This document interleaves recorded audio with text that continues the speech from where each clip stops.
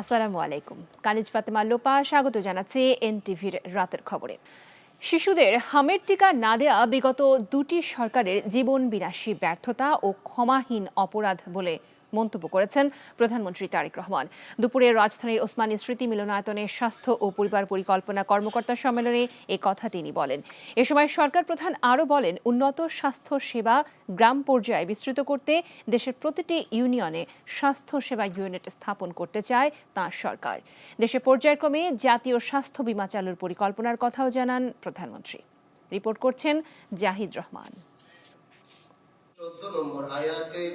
রাজধানীর ওসমানী স্মৃতি মিলনায়তনে স্বাস্থ্য ও পরিবার পরিকল্পনা কর্মকর্তা সম্মেলনে যোগ দেন প্রধানমন্ত্রী তারেক রহমান। স্বাস্থ্যসেবা নিশ্চিত করতে বিএনপি সরকারের পরিকল্পনার কথা তুলে ধরে প্রধানমন্ত্রী জানান, রোগ নিরাময়ের চেয়ে প্রতিরোধে জোর দিয়ে কাজ করে যাচ্ছে সরকার। সারা দেশে শিশুদেরকে হামের টিকা না দেওয়ার ফলে বিগত ইমিডিয়েট দুটি সরকারের জীবন বিনাশী ব্যর্থতা মনে হয় ক্ষমাহীন অপরাধ। দুঃখজনক হলেও সত্য, বর্তমানে বিশেষজ্ঞ চিকিৎসক, বিশেষায়িত হাসপাতাল অথবা উন্নত ল্যাব প্রায় সবকিছুই শহর কেন্দ্রিক। শহর এবং গ্রামাঞ্চলে স্বাস্থ্যসেবা প্রাপ্তির ক্ষেত্রে বৈষম্য দূর করা বর্তমান সরকারের অন্যতম একটি প্রায়োরিটি। মানবিক, কার্যকর ও জবাবদিহিমূলক স্বাস্থ্যসেবা গড়ে তোলার আহ্বান জানান প্রধানমন্ত্রী। বর্তমানে সরকার শীঘ্রই একটি সমন্বিত হেলথ কার্ড চালু করতে পরিকল্পনা গ্রহণ করেছে, যার মাধ্যমে দেশের প্রতিটি নাগরিকের স্বাস্থ্য তথ্য ডিজিটালি সংরক্ষিত থাকবে। এতে যে কোনো নাগরিক প্রয়োজনে দেশের যে কোনো হাসপাতালে সহজেই চিকিৎসা সেবা গ্রহণ করতে পারবেন। এর পাশাপাশি বর্তমান সরকার ধাপে ধাপে একটি জাতীয় স্বাস্থ্য বীমা চালু করার পরিকল্পনা বা চিন্তাভাবনাও করছে। প্রান্তিক জনগোষ্ঠীর কাছে স্বাস্থ্যসেবা পৌঁছে দিতে চিকিৎসকদের সহযোগিতা চান তারেক রহমান। আমরা সবাই মিলে একটি স্বাস্থ্য ব্যবস্থা গড়তে চাই, যা হবে সবার জন্য সহজলভ্য, কার্যকর এবং মানবিক। যুক্তরাজ্যের ন্যাশনাল হেলথ সার্ভিস NHS এর জেনারেল প্র্যাকটিশিয়ান জিপির আদলে প্রতিটি উপজেলা এবং পর্যায়ক্রমে প্রতিটি ইউনিয়নে একটি করে প্রাথমিক স্বাস্থ্য সেবা ইউনিট স্থাপন করা যায় কিনা সেটি আমাদের চিন্তাভাবনার মধ্যে রয়েছে। এর আগে শ্রেষ্ঠ উপজেলা স্বাস্থ্য ও পরিবার পরিকল্পনা কর্মকর্তাদের মধ্যে পুরস্কার তুলে দেন প্রধানমন্ত্রী। Zahid Rahman, NTV news, Dhaka. রাতভর অপেক্ষা করেও জ্বালানি তেল মিলছে না পেট্রোল পাম্পগুলোতে। কোথাও কোথাও 18 ঘন্টা অপেক্ষা করেও নিরাশ হয়ে ফিরতে হচ্ছে গ্রাহকদের। কোথাও পাম্প বন্ধ, আবার কোথাও সীমিত বিক্রিতে দীর্ঘ লাইন। সব মিলিয়ে যেন এক অস্থিরতা। সরবরাহ সংকটে গ্রাহক সামাল দিতে হিমশিম খাচ্ছেন পাম্প কর্তৃপক্ষ। এদিকে জ্বালানি তেলের দাম সমন্বয় করেছে সরকার। ভোক্তা পর্যায়ে লিটার প্রতি ডিজেল 115 টাকা, অক্টেন 140 টাকা, পেট্রোল 150 ও কেরোসিন 130 টাকা পুনর্নির্ধারণ করা হয়েছে, যা আগামীকাল থেকেই কার্যকর। এ নিয়ে দেখুন তামজিদ সুমনের রিপোর্ট। চোখ যতদূর যায় শুধু গাড়ির দীর্ঘ লাইন। রাজধানীর পেট্রোল পাম্পের এই চিত্র এক ভয়াবহ বার্তা। সরকারিভাবে বলা হচ্ছে তেলের প্রয়োজনীয় মজুদ রয়েছে, তবে বাস্তব চিত্র একেবারেই ভিন্ন। দীর্ঘ এই লাইনে অপেক্ষমান মানুষগুলোর ক্ষোভ আর হতাশা উগরে পড়ছে কর্তৃপক্ষের উপর। সরকার বলে দেশে তেলের কোনো সংকট নাই, সমস্যা নাই। দুপুর 2টা থেকে কালকে থেকে আমরা এখন পর্যন্ত পড়ে আছি তেলের অভাবে। এখানে সংসদের সামনে পাম্প হওয়ার কারণে তারা আসতেছে, নিচ্ছে, তাদের কোনো চিন্তা ভাবনা নাই। আর সাধারণ জনগণ আমরা ভুগতেছি। হাজারীবাগে আমার বাসার আশেপাশে মোটামুটি 4টা পাম্প আমি কখনো দেখলাম না যে তেল দিচ্ছে। পাম্প বন্ধ আর সীমিত বিক্রিতে গ্রাহক ভোগান্তি যেমন বেড়েছে, তেমনি চিন্তার ভাঁজ পড়েছে পাম্প কর্তৃপক্ষের কপালে। যদিও অভিযোগ উঠেছে অসাধু ব্যক্তি পর্যায়ে তেল মজুদের কারণে সংকটও বেড়েছে কয়েক গুণ। সারা রাতে পাম্পে গাড়িতে বসেছিলাম, ঘুমাইছিলাম, রাস্তায় ছিলাম। পরে পাম্পে জিজ্ঞেস করলাম, ওরা বলে যে এখন সন্ধ্যা 6টার সময় তেল দিবি। টাউন হলের বাজারের ওখান থেকে 9 ঘন্টা কাউন্টিং। আমাদের মনে হচ্ছে যে ফুয়েল এদিক সেদিক হচ্ছে। 1-2জন করে আসে, অন্য গাড়ি নিয়ে আসে, বেশি করে নিয়ে যায়, তাহলে তো বেশি লাগবে। সংকট আশঙ্কা থাকলেও 2 দিন আগেও চাহিদা অনুযায়ী তেল পাচ্ছিলেন বড় পাম্পগুলো। তবে চাহিদার যোগান দিতে পারছে না তেলের ডিপোগুলো। আমাদের যেটা দেওয়ার কথা সেই পরিমাণ তো আমরা পাচ্ছি না। জানি যে চাহিদা মেটাতে পারছি না। আমাদের যে একটা মেন্টাল প্রেশার, এই জিনিসটি আমাদের মাথায় আর ধরে রাখতে পারতেছে। আগের তুলনায় সরবরাহ কম, সামাল দেওয়াটা কঠিন ব্যাপার। এটা কিভাবে দিচ্ছি এক আল্লাহ ওরালা জানে। সাধারণ চালকরা অভিযোগ করেছেন দীর্ঘ সময় লাইনে দাঁড়িয়ে থাকার পরও তারা তেল পাচ্ছেন না, অথচ প্রভাবশালী পরিচয় ব্যবহার করে অনেকেই লাইনের বাইরে তেল সংগ্রহ করে নিয়ে যাচ্ছেন। Tamjid Suman, NTV news, Dhaka. এদিকে নৌ পরিবহন মন্ত্রী শেখ রবিউল আলম বলেছেন, জ্বালানি তেল আমদানি এবং সরবরাহ স্বাভাবিক রয়েছে, তারপরও কৃত্রিম সংকট সৃষ্টিকারীদের বিষয়ে সরকার তৎপর রয়েছে। দুপুরে চট্টগ্রাম ন্যাশনাল মেরিটাইম ইনস্টিটিউটের ২৮তম ব্যাচের প্রশিক্ষণার্থীদের শিক্ষা সমাপনী কুচকাওয়াজ অনুষ্ঠান শেষে তিনি এসব কথা বলেন। অনুষ্ঠানে নৌ সচিব জাকারিয়া ও চট্টগ্রাম বন্দর কর্তৃপক্ষের chairman rear admiral SM. Moniruzzaman, ইনস্টিটিউটের অধ্যক্ষ ক্যাপ্টেন আতাউর রহমান বক্তব্য রাখেন। পরে প্রশিক্ষণে অংশগ্রহণকারীদের মধ্যে পুরস্কার বিতরণ করেন নৌমন্ত্রী।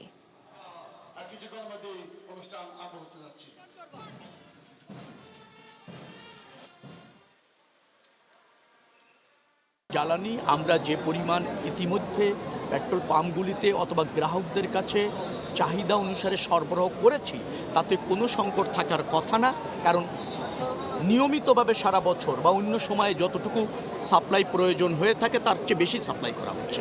তারপরও সংকট কৃত্রিমভাবে তৈরি করার একটা দৃশ্য আমরা দেখছি। জ্বালানি তেলের সংকট নিয়ে সরকার লুকোচুরি করছেন বলে অভিযোগ করে সবাইকে নিয়ে সমস্যা সমাধানের আহ্বান জানিয়েছেন বিরোধী দলীয় নেতা ডাক্তার শফিকুর রহমান। এদিকে দেশের বেশিরভাগ সরকারি হাসপাতালে বিভিন্ন চিকিৎসা সরঞ্জাম না থাকায় হামের চিকিৎসা সেবা ব্যাহত হচ্ছে বলেও অভিযোগ করেন তিনি। রাজধানীতে পৃথক দুটি অনুষ্ঠানে এসব কথা বলেন জামায়াত আমির। আরও জানাচ্ছেন আরাফাত ইসলাম। দেশে হাম সংক্রমণ ও শিশু মৃত্যু ক্রমান্বয়ে বাড়ছে। পরিস্থিতি সরেজমিনে দেখতে শনিবার সকালে শিশু হাসপাতালে যান বিরোধী দলীয় নেতা ও জামায়াত আমির ডাক্তার শফিকুর রহমান। হাসপাতাল পরিদর্শন শেষে তিনি গণমাধ্যমকে বলেন, শিক্ষা ও চিকিৎসা খাত সবচেয়ে অবহেলিত। এটি একটি স্পর্শকাতর ডেডিকেটেড হসপিটাল, যেখানে নিউবর্ন বেবি থেকে শুরু করে শিশুরাই এখানে ভর্তি হয়। তাদের যখন এমআরআই কিংবা সিটি স্ক্যানের দরকার হয় তখন এইখানে তার কোনো সুবিধা নেই। এখানে 700টা বেড আছে, বেডের মধ্যে 250 বেড হইল ফ্রি, বাকিগুলা সব রোগীদেরকে খরচ দিয়ে এখানে থাকতে হয় সব কিছু। এই হাসপাতালের বেড বাড়ানো দরকার, সেই সুযোগ আছে। আমরা সরকারের কাছে দাবি জানাই এটার বেড বাড়িয়ে অন্তত 2000 করার ব্যবস্থা করা। পরে রাজধানীর বিভিন্ন ফিলিং স্টেশন ঘুরে জ্বালানি তেল নিতে দীর্ঘক্ষণ লাইনে দাঁড়িয়ে থাকা মানুষের খোঁজখবর নেন ডাক্তার শফিকুর রহমান। এদিকে বিকেলে রাজধানীর মগবাজারে আল ফালাহ মিলনায়তনে বাংলাদেশ শ্রমিক কল্যাণ ফেডারেশনের জেলা ও মহানগরী সম্মেলনে অংশ নেন জামায়াত আমির। এ সময় জ্বালানি তেল নিয়ে সরকার লুকোচুরি করছে বলে অভিযোগ করে ডাক্তার শফিকুর রহমান জনগণকে সঠিক তথ্য দেওয়ার আহ্বান জানান। আমরা অনুরোধ করব, লুকোচুরি না, জনগণকে সঠিক তথ্য প্রকাশ করতে হবে। আমরা সহযোগিতা করব। এই দেশ শুধু আপনাদের না, এই দেশ আমাদের, এই দেশ জনগণের দেশ, এই দেশ 18 কোটি মানুষের দেশ। 18 কোটি মানুষের কষ্ট হলে আমাদেরও কষ্ট হবে, আমরাও তার অংশীদার। মানুষ ভালো থাকলে আপনি আমিও ভালো থাকব। তো কেন ভালো থাকার চেষ্টা সবাই মিলে আমরা করব না? অবশ্যই আমরা করব। আরাফাত ইসলাম, এনটিভি নিউজ, ঢাকা। রাষ্ট্র ব্যবস্থার ওপর জনগণের হারিয়ে যাওয়া আস্থা প্রধানমন্ত্রী তারেক রহমান ফিরিয়ে এনেছেন। মন্তব্য করে প্রধানমন্ত্রীর কার্যালয়ের মুখপাত্র ডক্টর মাহাদি আমিন বলেন, প্রধানমন্ত্রী ইশতেহারের প্রতিশ্রুতি বাস্তবায়ন করেছেন, যা এক অনন্য অর্জন। উন্নয়নের পথে সরকারকে সহযোগিতা না করে গুজব ও অপপ্রচার ছড়ানো সহ বিকল্প পথ বেছে নিয়েছে বিরোধী দল, যা দেশের অগ্রযাত্রার পথে প্রতিবন্ধকতা। সরকারের 2 মাস পূর্তি উপলক্ষে আয়োজিত সংবাদ সম্মেলনে এসব কথা বলেন ডক্টর মাহাদি আমিন। দেখুন ইফতেখার রেজার রিপোর্ট। সরকারের 2 মাস পূর্তি উপলক্ষে এ সংবাদ সম্মেলনের আয়োজন। প্রধানমন্ত্রী তেজগাঁও কার্যালয়ে করবি হলে সংবাদ সম্মেলনে সরকারের 2 মাসে উল্লেখযোগ্য পদক্ষেপ তুলে ধরেন প্রধানমন্ত্রী কার্যালয়ের মুখপাত্র ডক্টর মাহাদি আমিন। অন্যতম অগ্রাধিকার স্বাগত বক্তব্য দেন প্রধানমন্ত্রী প্রেস সচিব সালে শিবলি ও অতিরিক্ত প্রেস সচিব আতিকুর রহমান রুমন। সেখানে চাঁদাবাজি বন্ধে সরকারের গৃহীত পদক্ষেপের কথা বলেন মাহাদি আমিন। বৈশ্বিক অস্থিরতার মাঝেও সরকার দেশে জ্বালানি তেলের দাম বৃদ্ধি করেনি তুলে ধরেন সে কথাও। বৈশ্বিক জ্বালানি সংকটের মধ্যেও সরকার জ্বালানি তেলের দাম না বাড়িয়ে এখন পর্যন্ত সর্বোচ্চ নিয়ন্ত্রণে রেখেছে। যেখানে বিশ্বজুড়ে জ্বালানি তেলের দাম বৃদ্ধি করা হয়েছে, তার বিপরীতে বাংলাদেশে জনস্বার্থে ভর্তুকি বৃদ্ধি, বিকল্প উৎস থেকে ক্রয়ের উদ্যোগ, দ্বিপাক্ষিক ও বহুপাক্ষিক কূটনীতিতে তেলের সংস্থানকে প্রাধান্য প্রদান এবং আন্তর্জাতিক দর কষাকষিতে বিশেষ গুরুত্ব, এই বহুমুখী পদক্ষেপের ফলে সামগ্রিকভাবে যে কোনো দেশের তুলনায় বাংলাদেশের তেলের দাম যথেষ্ট কম রয়েছে। সংবাদ সম্মেলনে বিরোধী দলের সমালোচনা করেন প্রধানমন্ত্রী কার্যালয়ের মুখপাত্র। বলেন, সরকারের ইতিবাচক পদক্ষেপে সহযোগিতা না করে রাজপথে আন্দোলনের হুমকি দিচ্ছেন তারা। জুলাই সনদ বাস্তবায়নের বিষয়টি নিয়েও কথা বলেন তিনি। জুলাই সনদে নোট অফ ডিসেন্ট সহ বিএনপি সম্মত হয়ে যেভাবে স্বাক্ষর করেছিল, সেই স্বাক্ষরিত জুলাই সনদকে মাননীয় প্রধানমন্ত্রী বাস্তবায়নের জন্য দৃঢ় প্রতিজ্ঞ। দেশের মানুষের কাছে বিএনপি যে অঙ্গীকার করেছে এবং যে প্রতিশ্রুতির আলোকে ধানের শীষে ভোট দিয়েছে, সরকারের সর্বোচ্চ পর্যায় থেকে শুরু করে সবাই তা অক্ষরে অক্ষরে পালনের জন্য দায়বদ্ধ। আপনারা জানেন, দেশের সরকার রাষ্ট্র ব্যবস্থার উপর জনগণ আস্থা হারিয়ে ফেলেছিল ফ্যাসিবাদের সময়। মাননীয় প্রধানমন্ত্রী জনাব তারেক রহমান এখন দেশের মানুষের সে আস্থা ও বিশ্বাস ফিরিয়ে এনেছেন। স্বচ্ছ ও জবাবদিহিমূলক রাষ্ট্র ব্যবস্থা ফিরিয়ে এনেছেন। ইশতেহারে প্রতিশ্রুতি বাস্তবায়ন শুরু করেছেন, যা এক অনন্য অর্জন। সকলের সম্মিলিত প্রয়াসে প্রত্যাশিত বাংলাদেশ গড়ে তোলা সম্ভব বলেও জানান মাহাদি আমিন। Iftekhar Reza, NTV news, Dhaka. তারেক রহমানের নেতৃত্বে বিএনপি সরকারের 2 মাস পূর্ণ হয়েছে। ক্ষমতা গ্রহণের 2 মাসের আগেই কৃষক কার্ড, ফ্যামিলি কার্ড এবং খাল খননের মতো পাইলট প্রকল্প বাস্তবায়নের মাধ্যমে নির্বাচনী প্রতিশ্রুতি পূরণের প্রশংসায় ভাসছে সরকার। তেমনি জুলাই সনদ বাস্তবায়ন সহ কিছু গুরুত্বপূর্ণ ইস্যুতে ধীরগতি ও সমালোচনাও রয়েছে সরকারের। প্রায় 2 যুগ পর রাষ্ট্র ক্ষমতায় এসে দেশ পরিচালনার 2 মাসের সাফল্য ও সমালোচনার কিছুটা তুলে ধরছেন জুবায়ের প্রধান। 25 জানুয়ারি নির্বাচনী জনসভায় বিএনপি চেয়ারম্যানের এই বক্তব্যটি দলের নির্বাচনী ইশতেহারের বড় অংশ। বাংলাদেশের প্রত্যন্ত অঞ্চলে গ্রামগঞ্জ সহ সকল পরিবারের নারীদের কাছে আমরা ফ্যামিলি কার্ড পৌঁছে দিতে চাই। আমরা ধীরে ধীরে বাংলাদেশের সকল কৃষকের কাছে কৃষক কার্ড নামে একটি কার্ড পৌঁছে দিতে চাই। 2006 সালের পর জনরায় নিয়ে আবারও সরকার গঠন করে বিএনপি। সরকারের প্রধানমন্ত্রী পদের কর্তব্য বিশ্বস্ততার সহিত পালন করিব। নির্বাচনের আগে দেয়া সরকারের প্রতিশ্রুতি দৃশ্যমান হয় শপথ নেয়ার 23 দিনের মাথায় ফ্যামিলি কার্ড বিতরণের মধ্য দিয়ে। নির্বাচনের পূর্বে আমরা বাংলাদেশের মানুষের কাছে প্রতিশ্রুতি দিয়েছিলাম যে বিএনপি সরকার গঠন করতে সক্ষম হলে আমরা এই ফ্যামিলি কার্ডের কাজ শুরু করব। খাল খনন ও পুনঃখনন কর্মসূচি চালু, ইমাম মুয়াজ্জিন পুরোহিতদের ভাতা প্রদান, খেলোয়াড়দের জন্য ক্রীড়া আর কৃষকদের সুবিধা দিতে কৃষক কার্ডের পাইলট কর্মসূচির উদ্যোগকে দেখা হচ্ছে সরকারের সফলতার অংশ হিসেবে। এছাড়া স্বাস্থ্য, শিক্ষা খাত সহ দেয়া বেশ কিছু প্রতিশ্রুতি রয়েছে উদ্বোধনের অপেক্ষায়। 2,75,00,000 কৃষকের কাছে 5 বছরের মধ্যে পর্যায়ক্রমিকভাবে আমরা কৃষি কার্ড তাদের কাছে পৌঁছে দিব। ফ্যাসিবাদী সরকারে রেখে যাওয়া ভঙ্গুর অর্থনীতির উন্নয়ন, বিনিয়োগ বৃদ্ধি, প্রশাসনিক কার্যক্রম ও আইন শৃঙ্খলাকে ফিরিয়ে আনতে কাজ করছে সরকার। ভারতের সঙ্গে সম্পর্ক উন্নয়ন এবং মালয়েশিয়ার শ্রমবাজার চালুর উদ্যোগকে দেখা হচ্ছে সরকারের কূটনৈতিক সাফল্য হিসেবে। তবে বিএনপি সরকারের 2 মাসের এই অগ্রযাত্রা চ্যালেঞ্জহীন ছিল না। জুলাই সনদ বাস্তবায়নে দৃশ্যমান অগ্রগতি না থাকায় সমালোচনার পাশাপাশি বিরোধী দলের সাথে বাড়ছে তর্ক বিতর্কও। এই জুলাই আদেশের যে এতগুলো পৃষ্ঠা আছে, আমি বলেছিলাম যে আমার পড়তে লেগেছিল 3 ঘন্টা, জনগণ কয় ঘন্টা পরে এটার উপরে হ্যাঁ না ভোট দিয়েছে জানা নাই।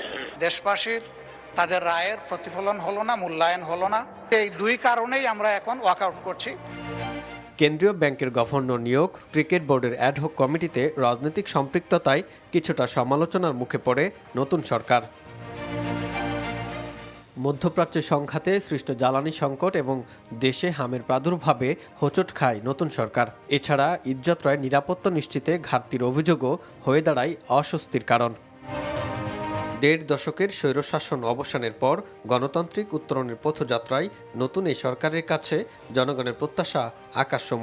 তাই সংকট আর চ্যালেঞ্জ উতরে 5 বছরের পথযাত্রায় সরকারকে এগিয়ে যেতে হবে সব সমালোচনাকে আমলে নিয়ে। জুবায়ের প্রধান, এনটিভি নিউজ, ঢাকা। ক্ষমতায় গিয়ে বিএনপি আওয়ামী লীগের মতো ফ্যাসিস্ট হওয়ার অপচেষ্টা করছে অভিযোগ করে তাদের পরিণতি আওয়ামী লীগের চেয়েও খারাপ হবে বলে হুঁশিয়ার করেছেন জামায়াত নেতৃত্বাধীন 11 দলের নেতারা। বিকেলে রাজধানীর বিজয়নগরে ঢাকা মহানগর 11 দলের উদ্যোগে গণভোটের রায় বাস্তবায়ন, জ্বালানি সংকট নিরসন, দ্রব্যমূল্য নিয়ন্ত্রণ সহ জনদুর্ভোগ লাঘবের দাবিতে গণমিছিলের আগে বক্তারা এসব কথা বলেন। সরকারের পায়ের তলার মাটি সরে যেতে শুরু করেছে উল্লেখ করে জামায়াত ইসলামের নায়েবে আমির এটিএম আজহারুল ইসলাম বলেন, গণভোটের রায় মেনে না নিয়ে গণবিরোধী অবস্থান নিয়েছে সরকার। জাতীয় নাগরিক পার্টির মুখ্য সমন্বয়ক নাসির উদ্দিন পাটোয়ারি বলেন, বিএনপি গণতন্ত্র প্রতিষ্ঠা না করে জিয়াতন্ত্র প্রতিষ্ঠা করেছে।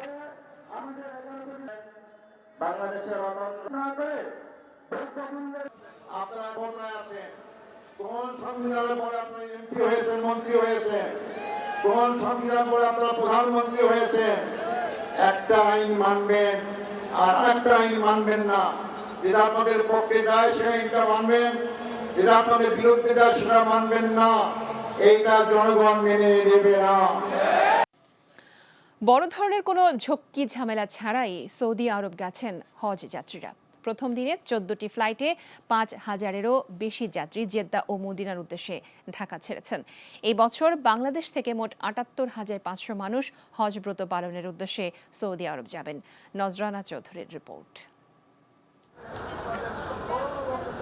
বাংলাদেশ থেকে যারা হজ পালন করতে যান তাদের বেশিরভাগই বয়স্ক মানুষ। জীবন সায়ান্নে এসে তারা আল্লাহর সান্নিধ্যে নিজেকে সমর্পণ করার উদ্দেশ্যেই মক্কায় যান।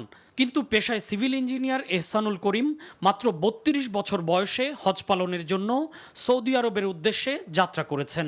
খুব ভালো লাগছে, কারণ আল্লাহ তাআলার মেহেরবানিতে আমি যেতে পারছি। আমার আম্মাকে নিয়ে যেন সুস্থ সবলভাবে দেশে ফিরে আসতে পারি, এই কামনা থাকবে। অবশ্যই আল্লাহর কাছে শুকরিয়া, আলহামদুলিল্লাহ।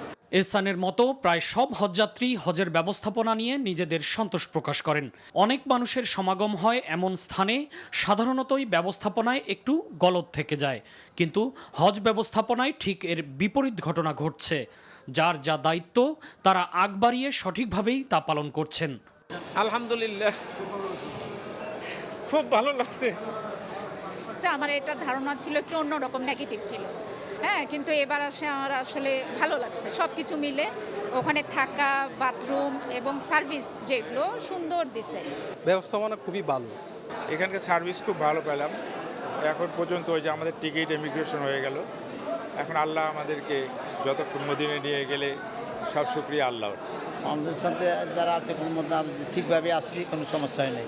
বাংলাদেশ থেকে এবার বিমান বাংলাদেশ, সাউদিয়া এয়ারলাইন্স এবং ফ্লাইনাস হজযাত্রী পরিবহন করছে। শনিবার হজযাত্রী পরিবহনের জন্য 14টি ফ্লাইটের মধ্যে বাংলাদেশ বিমান 6টি, সাউদিয়া 4টি এবং ফ্লাইনাস 4টি ফ্লাইট পরিচালনা করছে। পবিত্র হজ পালন শেষে 30 মে থেকে শুরু করে 1 জুলাই ফিরতি ফ্লাইটের মাধ্যমে হাজিদের দেশে ফেরার কথা রয়েছে। নজরানা চৌধুরী, এনটিভি নিউজ, ঢাকা। এদিকে বাংলাদেশের প্রথম হজ ফ্লাইট আজ সফলভাবে সৌদি আরবে পৌঁছেছে। ফ্লাইটটি জেদ্দা হজ টার্মিনালে পৌঁছানোর পর হজ যাত্রীদের উষ্ণ অভ্যর্থনা জানান দুদেশের উচ্চ পর্যায়ের কর্মকর্তারা। মক্কা প্রতিনিধি কামাল পারভেজ অভি জানান, বাংলাদেশ হজ অফিসের কর্মকর্তা ইঞ্জিনিয়ার তাজুল ইসলাম ও মক্কা যুব দলের সভাপতি সাইদুর রহমান সোহাগ সহ অন্যরা এ সময় হজ যাত্রীদের ফুল, খেজুর দিয়ে স্বাগত জানান। সৌদি আরবের সংস্কৃতি ও আতিথেয়তায় মুগ্ধ হাজিরা। প্রথম হজ ফ্লাইটের মধ্য দিয়ে হজ যাত্রীদের মক্কা ও মদিনায় অবস্থান শুরু হলো। হজ যাত্রীদের সেবা দিতে গঠন করা হয়েছে বিশেষ টিম।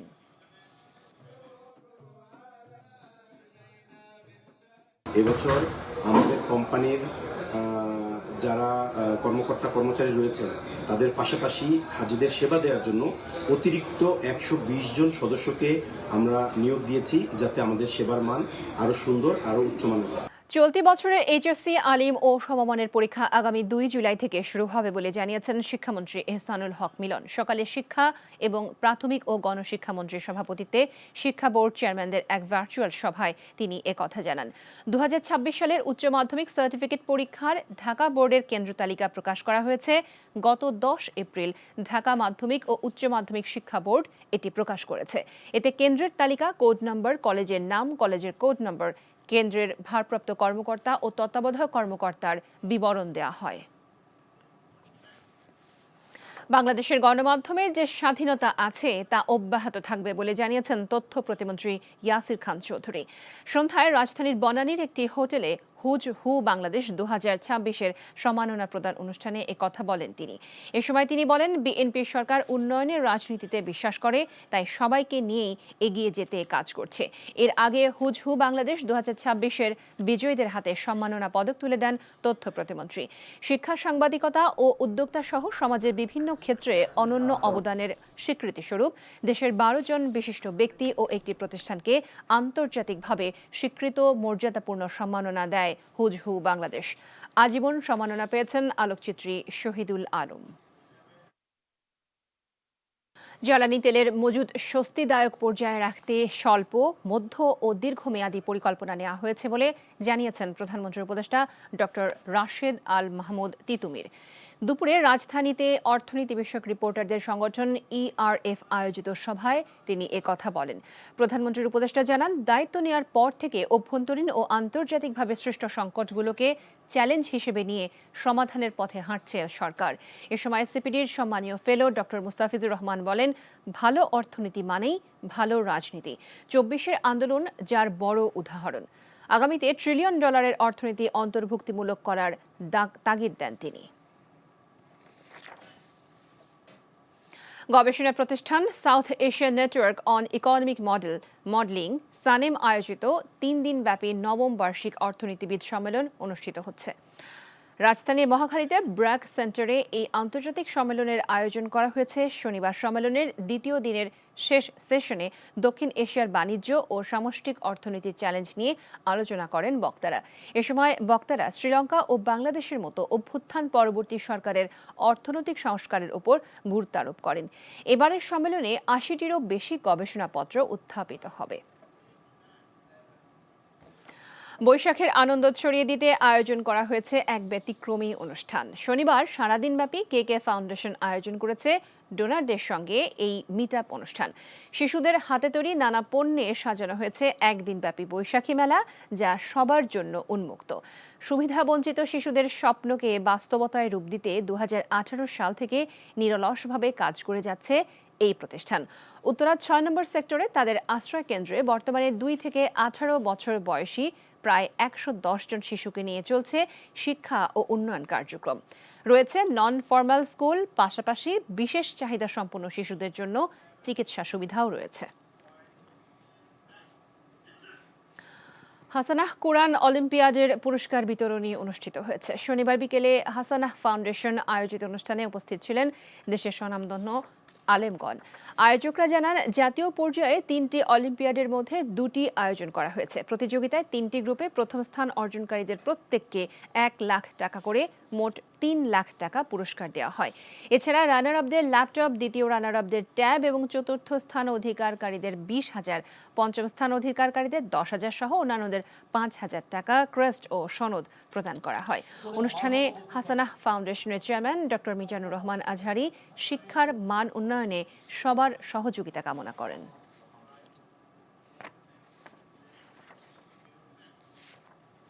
এমডব্লিউ ম্যাগাজিন বাংলাদেশ ও স্কয়ার টয়লেট্রিজ লিমিটেডের ন্যাচারাল ওয়েলনেস ব্র্যান্ড মায়ার যৌথ উদ্যোগে রাজধানীতে অনুষ্ঠিত হল বিশেষ আয়োজন নকশি কাঁথার মাঠ। আন্তর্জাতিক নৃত্য দিবস ও পল্লীকবি জসিমউদ্দিনের 123তম জন্মবার্ষিকী উপলক্ষে মায়া বেঙ্গল ইন মোশন এর তৃতীয় আয়োজন এটি। নকশি কাঁথার মাঠ কবি জসিমউদ্দিনের শ্রেষ্ঠ কাব্যগ্রন্থ হিসেবে বিবেচিত হয়। পৃথিবীর অনেক ভাষায় এটি অনুবাদ হয়েছে। 1959 সালে প্রথমবারের মতো বুলবুল ললিতকলা একাডেমির উদ্যোগে নকশি কাঁথার মাঠ কাব্যগ্রন্থকে নৃত্য নাট্যে রূপান্তর করা হয়। মায়া বেঙ্গল ইন মোশন এর তৃতীয় আয়োজনে সেই অমর কাব্য অবলম্বনে নির্মিত লোকনৃত্যের মাধ্যমে আরও একবার রূপাই ও সাজুর মর্মস্পর্শী প্রেম ও বিরহের আখ্যান মঞ্চে জীবন্ত হয়ে ওঠে। ইস্পাহানি মির্জাপুর খেলার খবর। ক্রিকেট অনুষ্ঠিত হয়েছে ঢাকা লিগের প্রথম দিনের দলবদল। তারকা সমৃদ্ধ ও শক্তিশালী দল গড়েছে মোহামেডান ও প্রাইম ব্যাংক। বর্তমান চ্যাম্পিয়ন আবাহনীতে খেলবেন শান্ত, মোসাদ্দেক, সৌম্যর মতো অভিজ্ঞ তারকারা। এছাড়াও এদিন দল গোছাতে ব্যস্ত সময় কাটিয়েছে ঢাকা লেপার্ডস, সিটি ক্লাবের মতো দলগুলো। এ নিয়ে দেখুন নিলয় মজুমদারের রিপোর্ট। ঢাকার ক্রিকেটের অচল অবস্থা কাটিয়ে অবশেষে অনুষ্ঠিত হলো প্রিমিয়ার লিগের দলবদল। এবার কাগজে কলমে সবচেয়ে শক্তিশালী দল মোহামেডান। গত মৌসুমে খেলা তাওহিদ হৃদয়, মুশফিকুর রহিমদের ধরে রেখেছে দলটি। এছাড়াও ঘরোয়া ক্রিকেটের নিয়মিত পারফর্মার নাইম শেখ ও গত মৌসুমের সর্বোচ্চ রান সংগ্রাহক এনামুল হক বিজয়কে দলে নিয়েছে তারা। বোলিং লাইন আপে এবাদত তাইজুল, রিপন মণ্ডলরা থাকায় টুর্নামেন্ট শুরুর আগে ফেভারিট দলটি। তানজিদ তামিম, তানজিম হাসান সাকিব, মাহমুদুল্লাহ রিয়াদ নিয়ে শক্তিশালী দল করেছে প্রাইম ব্যাংকও। এছাড়াও আকবর আলী, আজিজুল হাকিম তামিমদের মতো তরুণদের উপস্থিতি দলে ভারসাম্য এনেছে বলে মনে করেন মাহমুদুল্লাহ। আমি personally I am very happy with the team, the way it's been structured. I think it's absolutely fine from top order, middle order. If I say top অর্ডারে তামিম আছে, আজিজুল হাকিম তামিম আছে, দীপু আছে, মিডল অর্ডারে আমি আছি, পাটোয়ারি আছে এবং আরও ইয়াং কয়েকটা প্লেয়ার আছে। বর্তমান চ্যাম্পিয়ন আবাহনীও পিছিয়ে নেই। আকাশের নীলদের ঘরের ছেলে মোসাদ্দেক, নাজমুল হোসেন শান্ত সহ এবার সাব্বির রহমান, জাকের আলী অনিক ও খালেদ আহমেদদের দলে ফিরিয়েছে আবাহনী। এছাড়াও এদিন দলবদলের আনুষ্ঠানিকতা অনেকটাই পূর্ণ করেছে ঢাকা লেপার্স। দলটিতে খেলবেন মমিনুল, মিঠুনের মতো ঘরোয়া ক্রিকেটের অভিজ্ঞ তারকারা। গত মৌসুমের মতো এই মৌসুমেও খেলোয়াড়দের পারিশ্রমিক কম হওয়ায় হতাশা প্রকাশ করেছেন মমিনুল। এদিকে দ্বিতীয় দিনের দলবদলে রোববার ব্যস্ত সময় কাটাবে লিজেন্ডস অব রূপগঞ্জ সহ বাকি দলগুলো। সাইফ হাসান, শেখ মেহেদীদের নিয়ে শক্তিশালী দলগুলোর আভাস দিয়েছে legends of Rupganj. Nila Majumdar, NTV news, Dhaka. Tanvir Bashundhara গ্রুপের পৃষ্ঠপোষকতায় শেষ হলো আন্তর্জাতিক ফাইট নাইটের প্রথম আসর। বসুন্ধরা কিংস অ্যারেনায় অনুষ্ঠিত হয়েছে তুয়ে থাই মিক্সড মার্শাল আর্ট ও বক্সিং প্রতিযোগিতা। দেশ বিদেশের ফাইটিং স্টারদের ফাইট প্রতিযোগিতার উদ্বোধন করেন বসুন্ধরা গ্রুপের ব্যবস্থাপনা পরিচালক আহমেদ ইব্রাহিম সোবহান। এছাড়া বিশেষ এই প্রতিযোগিতাটি উপভোগ করেন বসুন্ধরা গ্লোবালের চেয়ারম্যান সাফওয়ান সোবহান ও vice chairman Emil Ahmed Sobhan. 3 ডিসিপ্লিনের এই ফাইটে লড়েছেন বাংলাদেশ, থাইল্যান্ড, ফিলিপাইন ও সিঙ্গাপুরের প্রতিযোগীরা। 12 রাউন্ডের এই প্রতিযোগিতায় অংশ নেন দেশ বিদেশের 24 জন ফাইটার। তরুণ প্রজন্মকে ক্রীড়ামুখী করতে এই প্ল্যাটফর্ম তৈরি করেছে বসুন্ধরা গ্রুপ। এই ছিল রাতের খবরে। এই খবরের ভিডিও সহ আপডেট জানতে ভিজিট করুন এনটিভি অনলাইন www.ntvbd.com। এছাড়াও এনটিভির জনপ্রিয় সব অনুষ্ঠান ও খবরের আপডেট জানতে ভিজিট করুন আমাদের ইউটিউব ও ভেরিফাইড ফেসবুক পেজ। রাত 1টায় মধ্যরাতের খবর দেখার আমন্ত্রণ রইল। সবাইকে ধন্যবাদ।